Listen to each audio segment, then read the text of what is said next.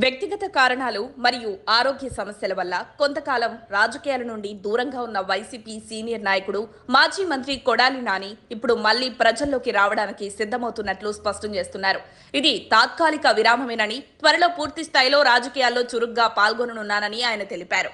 బుధవారం ప్రభుత్వ వైద్య కళాశాలలను ప్రైవేటీకరణ చేయడాన్ని వ్యతిరేకిస్తూ వైసీపీ చేపట్టిన కోటి సంతకాల ఉద్యమంలో భాగంగా సంతకాల పత్రాలను జిల్లా కార్యాలయానికి తరలించే కార్యక్రమాల్లో నాని పాల్గొన్నారు. ఈ సందర్భంగా మీడియాతో మాట్లాడుతూ తన భవిష్యత్ కార్యాచరణపై కీలక సంకేతాలిచ్చారు.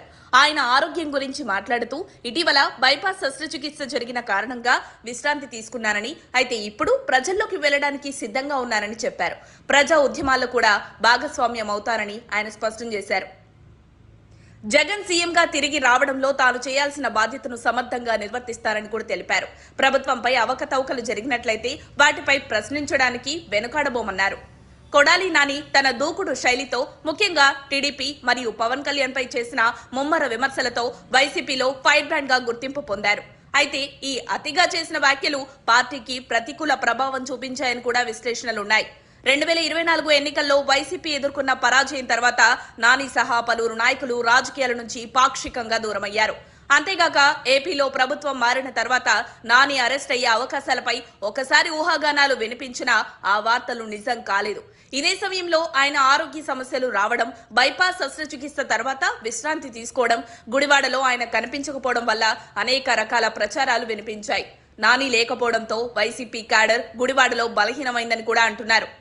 ఇదిలా ఉండగా నాని యాక్టివ్ గా లేకపోతే గుడివాడలో కొత్త నాయకత్వాన్ని ఆలోచించాలని హైకమాండ్ భావించినట్టు కూడా వార్తలు వచ్చాయి. ఈ పరిస్థితుల్లో నాని మళ్లీ ప్రజల్లోకి వస్తారని చెప్పడం వైసీపీకి పాజిటివ్ సిగ్నల్ గా భావిస్తున్నారు.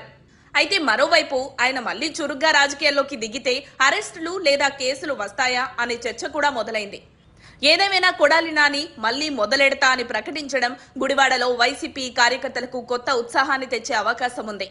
ఈ రీఎంట్రీ పార్టీకి ఎంతవరకు ఉపయోగపడుతుందో కాలమే నిర్ణయించాలి. మరిన్ని అప్డేట్స్ కోసం మా కాయ్ టీవీని సబ్స్క్రైబ్ చేసుకోండి. మా వీడియో కనుక మీకు నచ్చినట్లయితే లైక్ చేయండి, షేర్ చేయండి. మీ విలువైన అభిప్రాయాలను కామెంట్ బాక్స్లో తెలియజేయండి.